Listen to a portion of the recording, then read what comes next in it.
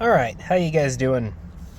Please excuse the dirty car. It's my work vehicle, and I'm sipping on my pre-workout to go into the gym, hit some legs. But I thought I would review this thing. This is my first ever knife review on YouTube. There's no videos on it yet, so I thought I would try to be the first and give my impressions on it. So this is the CJRB Tundra from Artisan Cutlery. It's their budget brand. So this thing just came out, and I've been looking forward to this for a couple months now since they revealed it on their social media. There's two different colors. This one is obviously green G10 with a stone-washed blade. You can get it in an almost blackout version with a black blade and black handle. I might get those eventually, but I ordered two of these just because I always like to have at least two of something I really, really like. But the reason I'm doing a video is because some of these knife reviewers, they're all great in their own way, but most of them, but there's things they leave out. And I've noticed when I'm really searching for a knife, if I want to get all the details, sometimes I've got to watch 3, 4, 5 different videos to try to figure out the information that I need, because some of these reviewers don't touch on things, and that's not necessarily their fault. They just don't think about things the same way I do.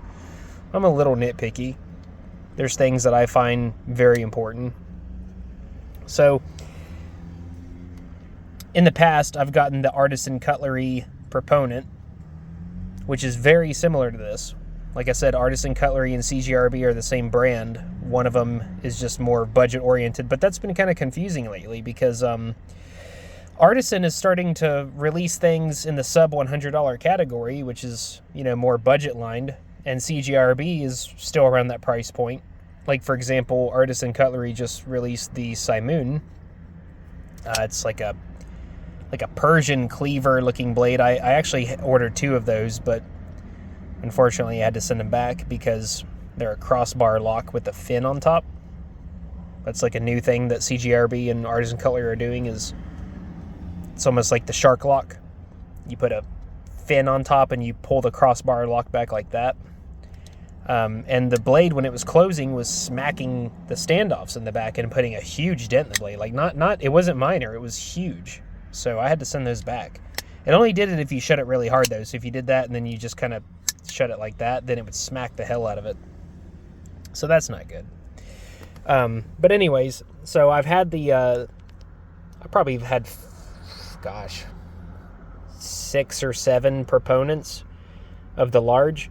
And the reason why I bring up the proponent is it's very similar to this in terms of style. It has it has the massive barrel thumb studs. It's a very thick blade of 5 millimeters.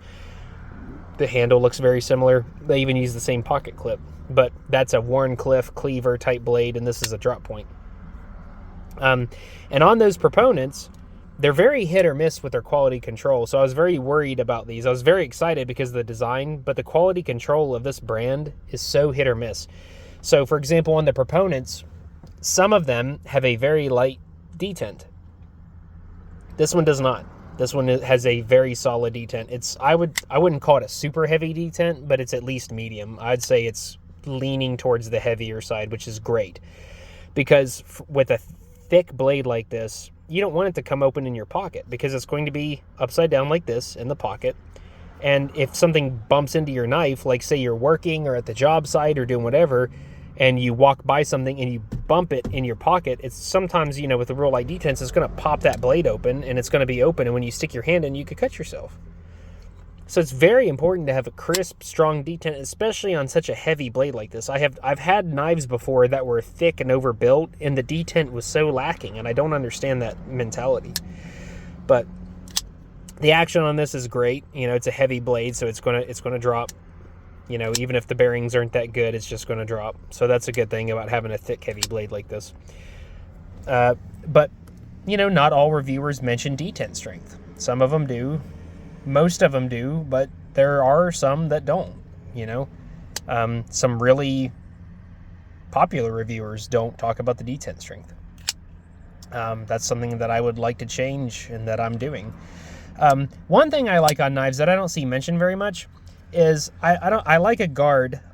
Some knives have just a straight handle onto the blade. So if you stab something like this, you could slide your hand down onto that blade without a good stop. I typically prefer knives to not have such a large guard though. That way you can kind of set them completely flat and cut. But on this one, it's not a big deal. I mean, you can see it's barely not touching. I just, in my own knives that I design, because I'm a lower level knife maker, I make fixed blades, not liner locks or folding knives. But on my own designs, I usually, sometimes you can't help it, but I try to make the design to where the handle and the blade are on the same level and the blade comes down a little further from the handle. That way you can set down the complete blade on a flat surface if you want and use the entire length of the edge. Now, obviously, on every design, that's not going to work, but if it's a smaller knife and the design calls for it, I try to do that. It's not a big deal on this one. I'm just pointing out something interesting. Another thing that I don't see people do very often, reviewers, is show you the lockup percentage. Some do. Surprisingly, many don't. On this one, it's close to half. It's almost there. And that doesn't bother me. It's such a thick blade, it still has tons of room to move over.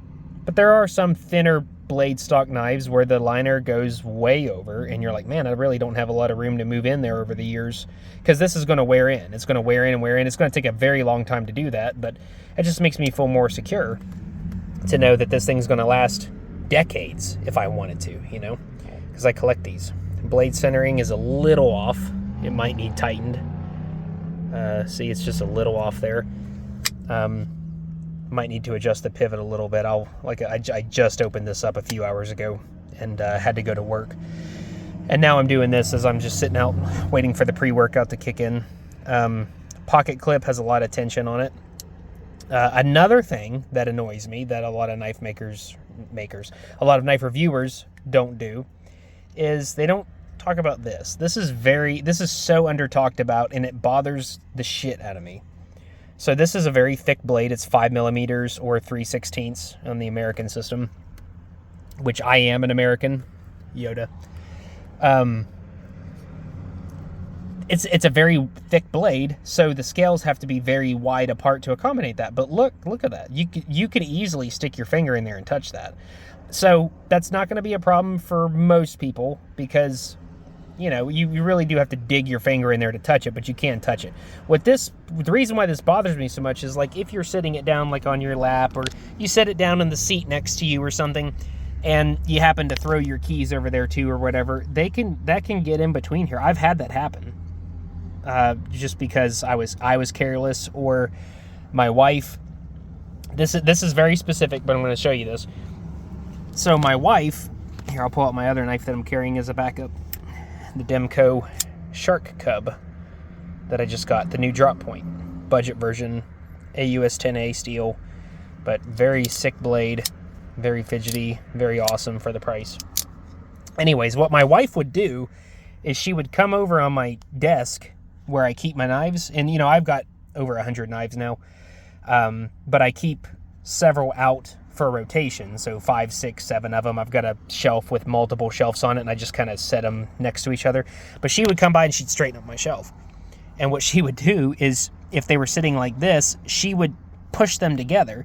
So this blade would go inside the scales like that, and it would smack. Not on these two knives specifically, but I'm saying on other knives.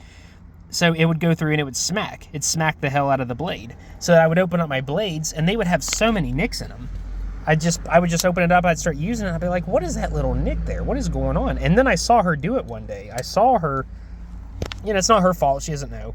But I'm just saying that, like, I saw her just kind of straighten up, and she just would shove them together, 3 or 4 of them in a row, and they would just be smacking each other. Now, I've gotten smart, and when I set them, I do it like this. That way, I told her to stop doing it, but just in case they get pushed together, there's no damage there. But you do it like this, and there is. Nobody talks about that. Or there's some knife reviewers where they'll pull their knives out of a drawer, and the drawer is full of knives. There's like 50 knives in the drawer, and they're all just stacked on top of each other. Not stacked even. They're just tossed in. And there's no way. You cannot convince me that the blades aren't, when you're digging and rummaging through the knives when it's just a pile, that they're not going in and just hitting the hell out of each other and you're ruining your blade edge. Now, if you're a knife reviewer who gets sent hundreds or even thousands of knives, I guess that's not a big deal to you because you got so many knives. It's like, who cares? It's, you know, but for somebody like me who's a collector and tries to take care of them, and once that, you know, I do use my knives, but I want the edge, I don't want to have to be sharpening the edge prematurely because they have so many nicks in them. So that's just something, I wish more companies would stop with the standoffs like these and put full backspacers in, you know? Like, even Demco is starting, you know, I always loved Demco designs because the triad lock and the backspacer completely encases the back of this. Now on this one, more than half is safe, but something could still get in there. It's not a big deal. I'm just saying something could still get back in there. And on the first run of the 80-20.5 from Demco, all of that is secure. So like the shark lock protects that part, and then he had plastic backspacers on it. But on the more expensive models, he's starting to not put the backspacers on, like this one. This one's a little bit more expensive. It was $99. It's obviously not like a $50 knife, but, and then on the 80-20.5, the more expensive, you know, the $200 versions, the S35 VNs and the 3Vs and stuff, he's starting to not put backspacers on there. And I always appreciated how you could feel safe that the entire back part of your knife is secure. The reason I'm spending so much time on this is because nobody spends time on it. So I'm on my future reviews, if I continue to do this, I'm not going to spend a lot of time on that, but I'm just explaining my thought process here of like why I feel like, you know, a couple videos for me here and there could kind of fill that void that other knife makers aren't doing. So this is a great knife, by the way. But yeah, so like, you know, if you put it in your pocket, I don't put anything else in my pocket that has my knife in it other than like my earbuds case like this. Like this isn't going to get in between the scales and damage your blade or whatever, but I have to be very conscious to not put keys in the same pocket because the keys could get in there and scratch up your blade and things like that. That's what I'm saying. I'm very nitpicky. And some of you are too. I know you are, which is why I'm doing this. But you know, it is what it is. I mean, this was a $60 or $70 knife. 70. I got this from White Mountain Knives, which is a fantastic website. Justin over there is a great guy.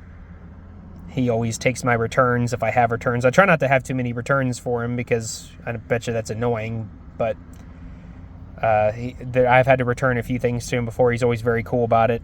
I send him messages. He always answers. Never met the guy in real life, but people told me his name's Justin, and he answers. So, but yeah, this is D2 steel, so it's not coated. D2 is a semi-stainless tool steel. So over time, I'll probably start getting rust spots on it, but you just take some very fine steel wool and a little bit of oil, and that will take it off. You know, a little bit of, you could even use WD-40, because WD-40 is meant to erode rust away and break loose things that are rusty. So WD-40 can work. KPL, which is a knife lubricant that a lot of knife guys use.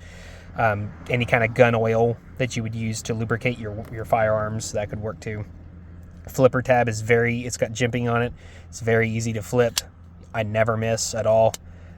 You could probably get this thing to fail with how heavy the blade is. Yeah, see? I mean, it takes a lot of momentum to really flip that thick-ass blade up there like that. But this is a cool design. I wish that it's almost perfect. I wish maybe it was a little bit canted. I feel like in the knife world, there's a lot of straight up and down designs, whereas like a knife that had a little bit of an arch, you know, where it's a little bit angled, I think would be really cool. But I mean, that's again a preference. This is awesome. And the most obvious thing is that this comes with a locking pin, which I think is a cool idea. Some people might laugh at that. It's nice just to have it. I'll probably never use it unless I go camping or something, but it's cool to have that option. I just think that's cool. That's creative. I mean, in the knife world, we're not buying knives for pure practicality. We're just not. Maybe if you're an average Joe who goes to Walmart occasionally, okay, sure. And you just need a knife for the job site, okay, I get it. But for us, we're buying knives at this point because of cool designs. I mean, a lot of you watching this, if anybody actually does watch this, you know, you have dozens of knives probably. You're not buying them because you need dozens of knives. You're buying them because they're badass, because they're awesome, because you like the design, because you're doing it for artistic choices. And that's a creative, artistic choice. You know, turn it into a fixed blade if you want. Screw it in there, and then you pop it open, and then it will not close on you no matter what. You're not going to break that pin. You'll break the blade, you'll break the handle, you'll break everything before you break that pin through there. And like I said, I just think that's a neat option if you want it. You know, it doesn't hurt to have it. I wish more knives, a lot of people don't like this, and I don't know why, but I wish more knives had that little switch on the back or on the side where you flip it up and then it turns into a fixed blade where you can't shut the liner lock. A lot of people scoff at that and say it's useless. I think it's kind of cool. Maybe they don't like it because it's an eyesore, because it's a button on the side of their knife that they don't like looking at, because a lot of guys don't like it when there's a reverse pocket clip side with holes there. They're like, oh, that's so unsightly. I get it if it's like a $500 knife and it's more artistic and stuff, but for budget knives, you know, especially one like this that's under $100, just give lefties a way to carry it on their left side. I mean, seriously, like, what's the big deal? Again, this is a $60, $70 knife. I use my discount code on White Mountain Knives, which is LTK for Love Them Knives, another great YouTube reviewer. He usually is a good job about testing the detent. He's touched on the scales thing in the past with touching the blade, I think, and he usually, in his videos, actually, I mean, I'm doing this pretty hard. In his videos, he usually does the detent test, and he rates them of like how strong the detent is, which I think is really cool. And he usually does a little bit of a disassembly to show you what's going inside too. Not on every review, but a lot of the time. So just disassemble it, see how it's weight relieved, see what the bearings look like, see what the detent ball looks like, things like that. But yeah, we're getting close to the end here. I just wanted to show you guys this again. I've searched and searched on YouTube. I can't find anybody talking about this knife yet. I think it's really badass. This is like, I don't even want to say a budget Cold Steel 4MAX, because Cold Steel 4MAXs, the Scout version, can be had for sometimes $50 when they're on sale, which is even cheaper than this, and it has a better lock. Like, it just objectively does. The Triad lock is much better than this knife. It's very strong. It's almost indestructible, but this is still a badass design. Liner locks are plenty strong enough for most tasks, and if you need any more than that, then you have the pin there. It's got better steel than the 4MAX Scout. The 4MAX Scout has AUS 10A. This has D2, which again is a semi-stainless tool steel. Excellent edge retention.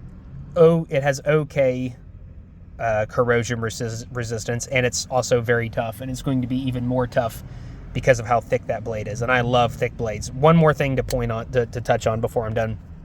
Another thing about the proponent that I mentioned early on in the review, it's so thick. It's a heavy, heavy blade. It's so thick because the handle is thick. Like, thick blade makes sense, you know, really strong, tough, durable, you know, choppy.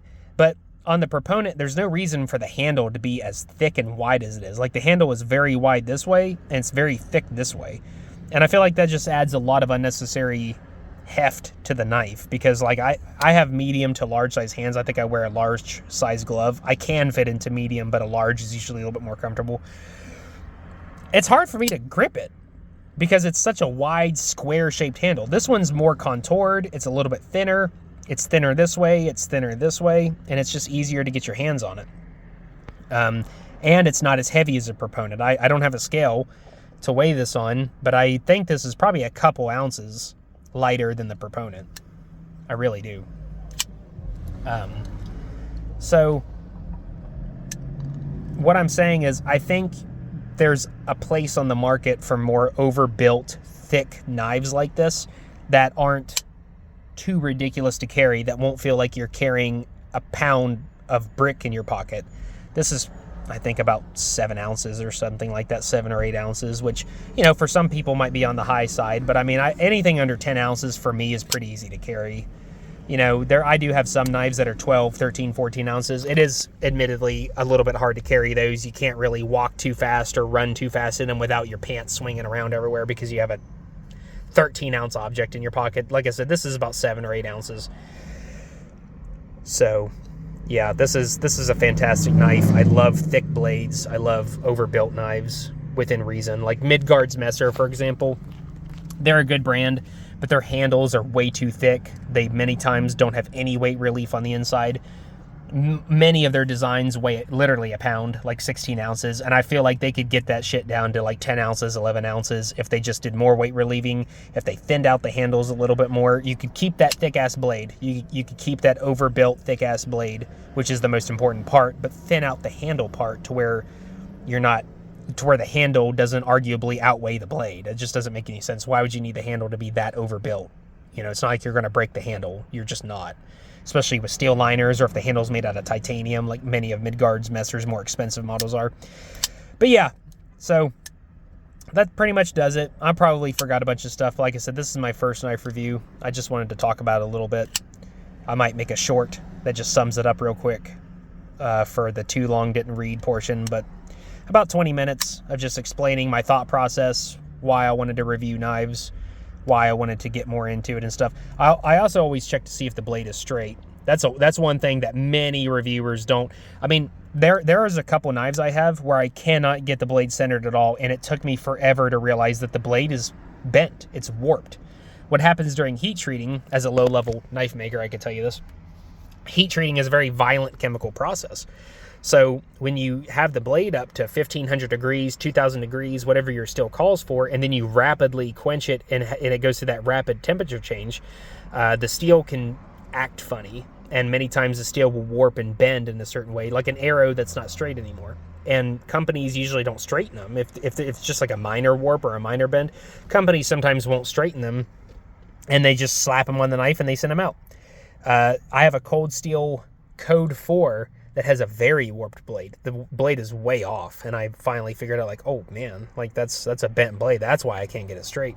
I have a few Civivi knives, which I love Civivi as a brand, but I have the bull tusk knife with the purple micarta, and all of them, I have 3 of those, and not all of them, but 2 of them have a bent blade. It's not bent enough to where I have to complain about it really, but it's noticeable, and that's why I can't get the blade straight on those either. So I wish more reviewers would actually just take a second to just look down the line of sight and be like, and this one looks pretty straight to me. But a lot of knife reviewers don't do that. So that's another thing that's important to me that I think should be pointed out more often. But yeah, the pocket clip is what it is. It's an overbuilt, very noticeable pocket clip. This isn't super deep carry, so this part's going to be sticking out. People are going to notice this clip on you for sure. It's not like a little thin wire clip. It's not going to be like a deep carry Lynch clip or anything like that, but I think it works for the design. I think it looks fine. But let me know what you guys think.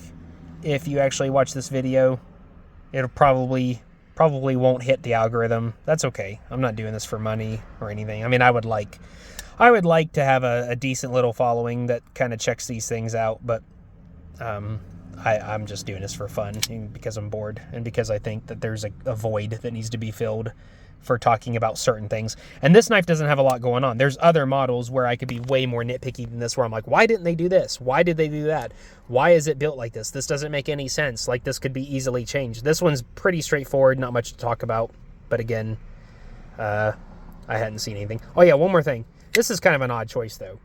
You see that hump right there? Why is it like that? I guess it gives you a little bit more grip, but like my middle finger lands right on it, and it's a little bit of a hot spot. That's a little bit annoying. That's really my only nitpick with this knife, is that. And then the last thing is the lockup being about 50%. I'm going to explain this real quick before I turn this off. I know this is like my third goodbye. This liner lock is good, don't get me wrong, but I always see it as a good sign of good machining, like good tight tolerances when knives have it to where the lockup is very early, like closer to about right there. And a lot of people are scared of that and think, oh, the lock is weak, it's going to fail on me. Like, no, it's not. Like, if the geometry of the lock face is done right, you can have very early lockup and it's still very, very strong. So this is very strong, obviously, but to me, like I said, it's just a sign of good machining, because a more sloppy brand would be like, man, let's just throw it all together and hopefully, let's pray to God, the liner falls somewhere in the middle at least. You know, it's probably not going to be super early, but dear God, hopefully it doesn't over travel and go completely past the blade. Like, hopefully that's just what that reminds me of, is like a sloppy brand that's like, oh man, hopefully the liner just lands somewhere in the middle of the blade tang and then we'll be okay. Whereas good machining is like, no, we're going to make sure on every single knife it's very early. And there's a lot of brands that do that, like Riot, Civivi, Concept is usually pretty good about that too. You know, there's a lot of good Chinese brands that the lockup is insanely early but insanely strong. And to me, that's confidence. That's like, yes, we're going to make sure every single knife has early lockup, early strong lockup. because our tolerances are that good, you know. And then the screws look like they're all T8. The pivot might be T10. These are definitely T8, I think. So I don't see any T6s on here. Pocket clip screws are friggin' flatheads. So that should be easy. But yeah, I'm seriously done now. I'm scatterbrained, like I said, first time knife reviewing. I keep thinking of things before I turn this off. Finger choil was just barely big enough for my fingers, but I don't have thick, chunky fingers. If you have bigger hands, you probably couldn't get your finger in there, but where I have smaller hands, I can. So if I really want to choke up and do it, I can. I don't like it when smaller knives, like if it's a big bushcraft knife, yeah, like a big old finger choil makes sense to really like get a hold of that thing and have leverage. But on a smaller knife, I mean, this isn't a small knife, but I mean, I just don't, my finger's right up there. I don't really feel the need to choke up too often on things unless I'm doing some really fine chiseling or whatever. But in general, I can just power right through it just like that and it's fine. But anyways, all right, well, thank you guys for watching. And if I have any more to add on this or any more reviews, I'll upload them on here. Thank you very much.